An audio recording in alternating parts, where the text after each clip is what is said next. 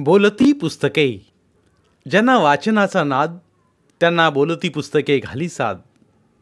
आमचं channel subscribe करा आणि सबस्क्राईब करायला इतरांनाही सांगा. नमस्कार श्रोते मित्र हो, बोलती पुस्तके सादर करत आहे ज्येष्ठ ग्रामीण कथा कादंबरीकार द.स. काकडे लिखित कादंबरी चंदन. प्रकरण 10. डॉक्टरीन सर्व सांगेल म्हटल्यावर वैजंतीच्या पोटात गोळाच उठला. आपणाला बरं आहे हे दाखवण्यासाठी ती म्हणाली, चंदन, अरे मगाशी पुण्यावरनं येताना उसळपाव खाल्ली. त्या खाण्यातच काहीतरी गडबड झाली ना, सारखं ओकायला होतं. मग आत्ता तर पोटात काय बी नसल. आपल्या पोटात काही अन्न नाही, पण आपल्या पोटात भलतेच वाढत आहे, ते कसे सांगायचे? वैजयंती, सांगत नाहीस? पोटात काहीच नाही. मग तुला चालता यायचं नाही मग की? होय, तर मग बस गाडीत. गाडीत बसले असते, पर देवरामचा एक बैल बसला आहे, तो उठत नाही. मी उठवतो की त्याला. चंदन हातातली औषधं सांभाळत बसल्या बैलाजवळ गेला. त्यानं हळुवारपणे बैलाच्या डोक्यावरून शिंगावरून हात फिरवला. त्याच्या वशिंडावर त्याने प्रेमभराने थापट्या मारल्या. वशिंडावरनं मग त्याचा हात तसाच पाठीवरनं मागं चौकाकडे आला. बैलाची कातडी थरारली. बैलाच्या डोळ्याकडे पाहत चंदन बोलला, देवराम, बैल तर दोन्ही डोळ्यातनं पाणी ढालतोय. म्या तंबाखूची गुळणी दोन्ही डोळ्यात मारली. हात झाडता ना, साला कुच्चीर हाय, नुसतं बसाय पाहिजे. पर तो का बसतो? म्हणजे तू ही गाडी भाड्याची, तू वजी लय घेतोस. अरे ही मुकी जनावर, त्यांना का बोलता येतंय? ती आपली वजी वाढतात, भार पेला नाही की मग बसत्यात. जनावराचं कामच आहे वजी व्हायचं. गाडीवान देवराम खुळ्यागत बोलला. चंदनने आपल्या धोत्राच्या टोक्यानं त्या थैमानाचं ढळणारं पाणी टिपलं. त्याचं डोळं पुसलं. मग त्यानं तोंडानं दोन्ही डोळ्यात हवा फुकली. तसा थैमान्या उठून उभा राहिला. चंदन त्याच्या खाली वाकला. त्यानं थैमान्याची पोळी चोळली. तसा थैमान्या घाईवरला. उभ्या राहिल्या चंदनचा हात त्यानं आपल्या चरकट जिभेनं चाटला. तो चंदनचं प्रेम त्याला परत करीत होता. देवराम, बस गाडीत. वैजयंती, बस गाडीत. विजयराव, बसा गाडीत. चंदन, आणि तू? म्या गाडी पुढं चालतो. मायामागं थैमान्या वाट चालल. आपण सहमदे बंगल्यावर जाऊ. चंदन, मी नाही येणार, विजय बोलला. का? मला श्रीरामपूरला जायचं आहे. पण तुमची गाडी पंक्चर ना. मी सकाळपर्यंत गाडीत थांबेन. सकाळी कोणाची तरी टॅक्सी मिळेलच, त्यांच्याकडचं चाक घेईन आणि मग पुढं जाईन. पण सकाळपर्यंत तरी बंगल्यावर चला. नको. असं कसं?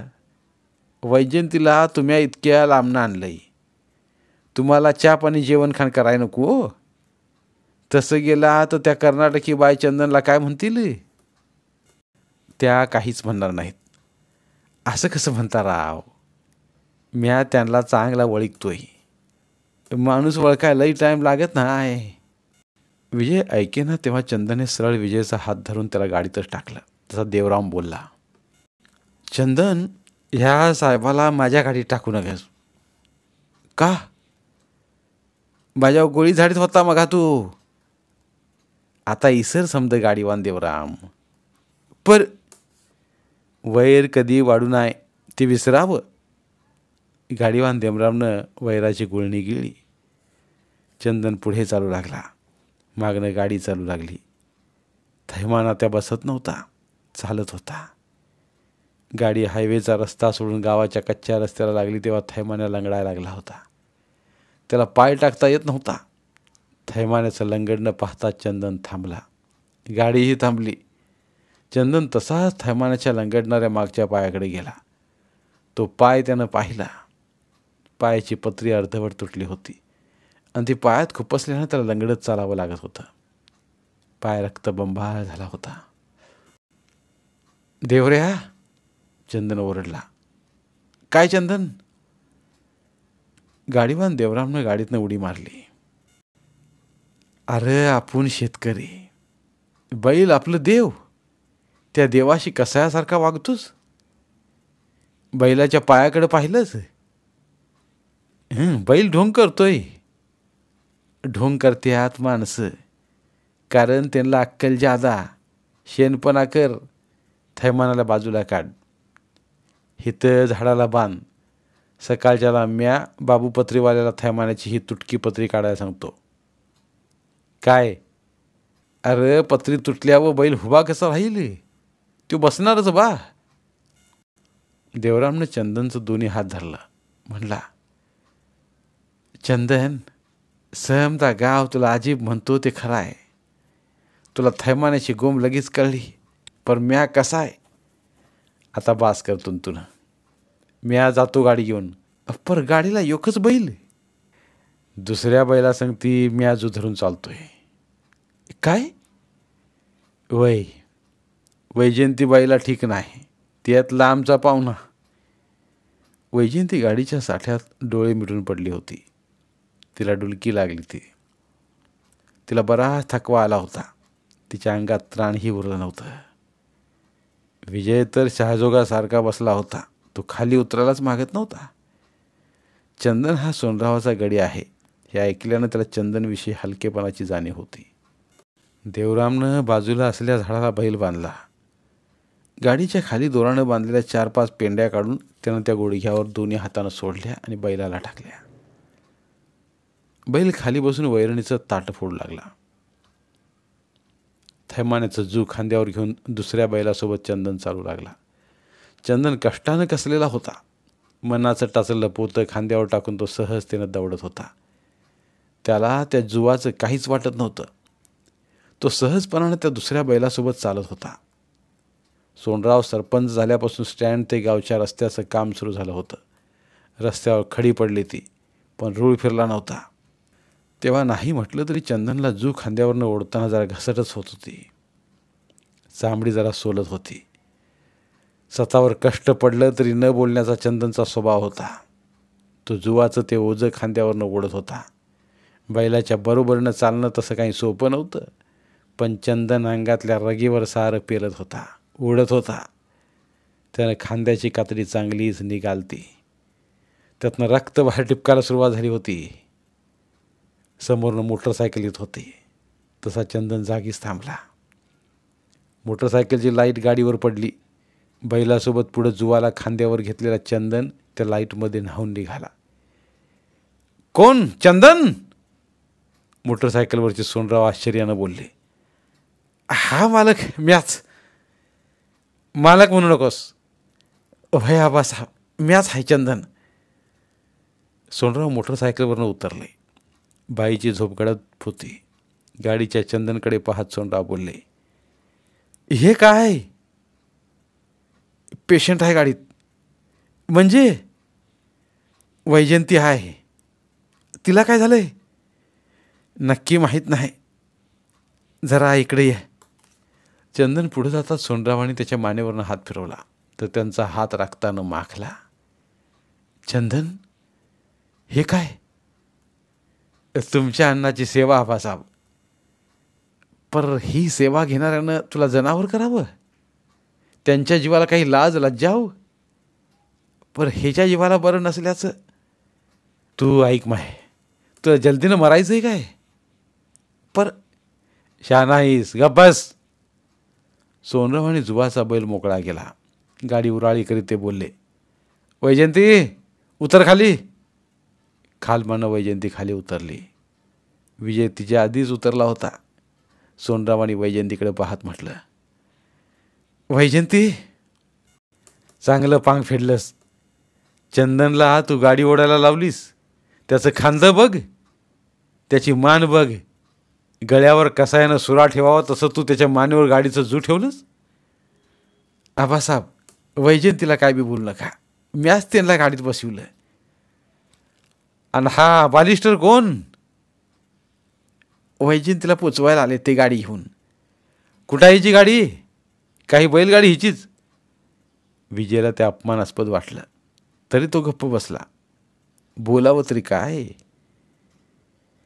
ह्याची गाडी घारगाव स्टँडला आहे, पंक्चर झाली आहे. अहो डॉक्टरीन बाय. सोनरावांनी बंगल्याबाहेर उभ्या असल्या डॉक्टर सुचित्राला हाक मारली. का बाबासाहेब? तुमचा पेशंट आला आहे. कोण? चंदन. म्हणजे? तुम्ही त्याच्याकडं बघा तर खरं. डॉक्टर सुचित्रा चांगली ऐन 25शीत होती. नाकी डोळी नीटच होती, अंगानं शिडशिडीत. दोन्ही भुयांमध्ये बारीक गाठीचा काळा मोरू होता. तो तिला काळ्या गंधासारखा शोभायचा. तिनं लाल कुंकू लावलं तरी तो काळा मोरू त्या लाल कुंकवाचं गणित फेल करायचा. म्हणून ती नेहमीच काळा गंध लावी. ती डॉक्टर सुचित्रा सरकारी दवाखान्यात मुख्य होती. तिचा मेडिकलचा कोर्स पुरा होता. दवाखान्यात डॉक्टर म्हणून ती नव्यानंच तो दवाखाना चालू लागली होती. रोग्यांना तीच तपाशी, इंजेक्शने औषधे तीच देई. तिच्या हाताला चांगल्या डॉक्टरांप्रमाणे गुण होता. आईसाहेबांना विषाच्या उतार्याचे इंजेक्शने दिल्यावर डॉक्टर सुचित्रा सोनरावांना आवडली. तिने घरगावात येऊन स्वतःचा नवा दवाखाना काढावा म्हणून सोनरावांनी तिला विनंती केली.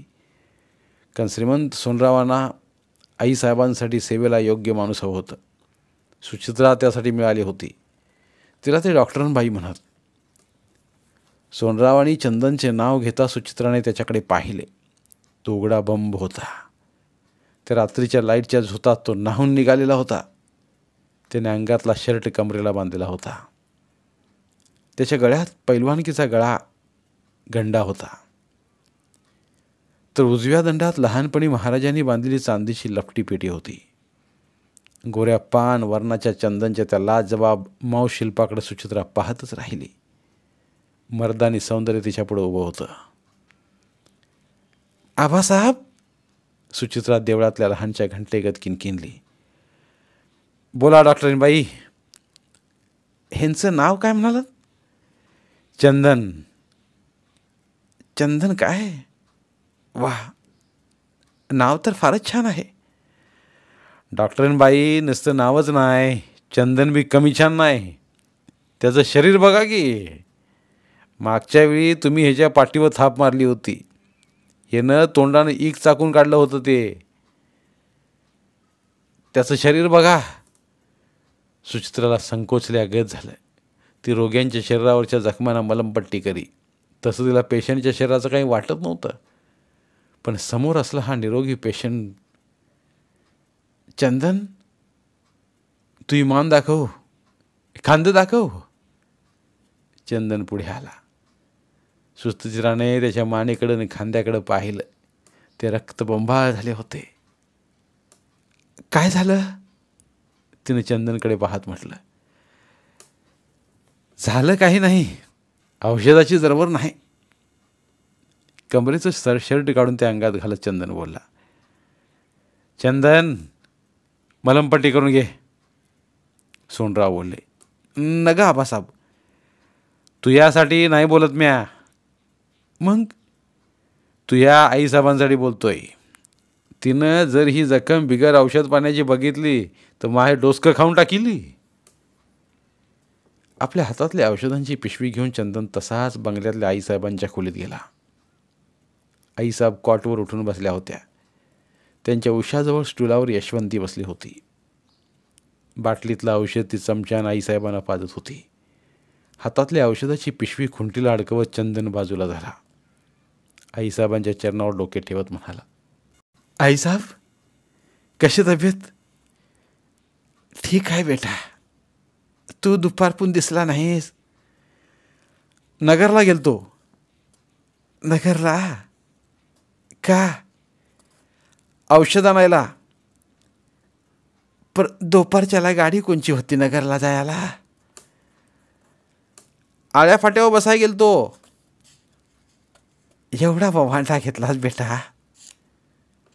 आईसाहेब, तुमच्यासाठी बवांडानं काय बी असू द्या. हायच माझा बेटा तसा. यशवंती, तुझा म्या बसतो आईसाहेबांजवळ. तूच जा, म्या बसते आईसाहेबांपाशी. तू कवापासून बसलीस इथं? दुपारपून का नाही? आणि तू दुपारपून एवढ्या लांब जाऊन पुन्हा आलास, दमला असशील. छट, म्या कसा दमल? चंदन, काय आहे साहेब? जमाया का तू माणूस नाहीस? माणूस हाय पर काय? तुमचं काम म्हणलं की मला 12 हत्तीचं बळ येतं बघ आहे साहेब. चंदन, असा जवळ ये. चंदन जवळ आला. जरा खाली वाग. का बरं? चंदनला खाली वाकून मान दाखवायची नव्हती. मानेवर रगा दिसतंय. नाही. तोच तिथे सुचित्रा इथे आली. तिच्यासोबत वैजयंती होते, सोनराव होते. वैजयंतीला पाहताच आईसाहेबांनी हात फैलावले. वैजयंती जवळ गेली. दोन्ही मायलेकी मिठीत सामावल्या. कधी आलीस पुरी? ही आत्ताच? एवढ्या रातची? तू सिरियस असल्याची तार मिळालती, पर पुरीची जात एकटी रातची आलीस. आईसाहेब, तिच्या सोबती एक साहेब आलाय. तिन्ही गाडीनं आणलं. कुठं आहेत ते साहेब? त्यांना आपल्या पट्टीतल्या घराकडे पाठवलंय. त्यांच्या जेवणा खाण्याची सोय. आईसाहेबांनी विचारलं. आईसाहेबांचं नेहमी हे असं, कोणीही नवं माणूस घराकडे आलं की पहिली त्या पाहुण्याची खाण्यापिण्याची व्यवस्था करतील, मग बाकीचं. यशवंती, यशवंती, लाग स्वयंपाकाला. आईसाहेबांनी लगेच ऑर्डर दिली. आईसाहेब, तुम्ही नका खंत करू, तुम्ही आपल्या तब्येतीची बघा. सुचित्रा बोलली. हे डॉक्टरीन बाय, तू माझ्या लेखी गत. अगं पाहुणा लांब इकडं आला नवा तवा ते घरातली माणसं बघतील की, तुम्हाला का काळजी? तू हे खरं आहे पोरी, पण राहीत नाही ग. सुचित्राला आईसाहेबांविषयी जिव्हाळा वाटला. नागपूरहून आल्यानंतर प्रथम ती आईसाहेबांना औषध पाजू लागली, तर आईसाहेब म्हणाल्या, पोरी चहा पाणी घे, मग मला औषध दे. अशा आईसाहेबांविषयी जिव्हाळा का वाटू नये? धन्यवाद. उर्वरित कादंबरी पुढील भागात. धन्यवाद. प्रिय श्रोते मित्र हो, आपल्यासाठी एक आवाहन. आमच्या चॅनलच्या प्लेलिस्ट विभागात तुमच्यासाठी शेकडो कादंबऱ्यांचे ऑडिओ बुक्स उपलब्ध आहेत. तिथे प्रत्येक कादंबरीचे सर्व भाग एकत्रित मिळतील. त्यामुळे सध्या सुरू असलेल्या क्रमशः कादंबरीच्या पुढील भागासाठी वाट पाहण्याची गरज नाही. तुमच्या वेळेनुसार तुम्ही संपूर्ण कादंबरी सलगपणे ऐकू शकतात आणि साहित्याचा आस्वाद घेऊ शकता. कृपया आमच्या चॅनलच्या होमपेजवर जाऊन प्लेलिस्ट चेक करा आणि तुमची आवडती कादंबरी निवडा. धन्यवाद.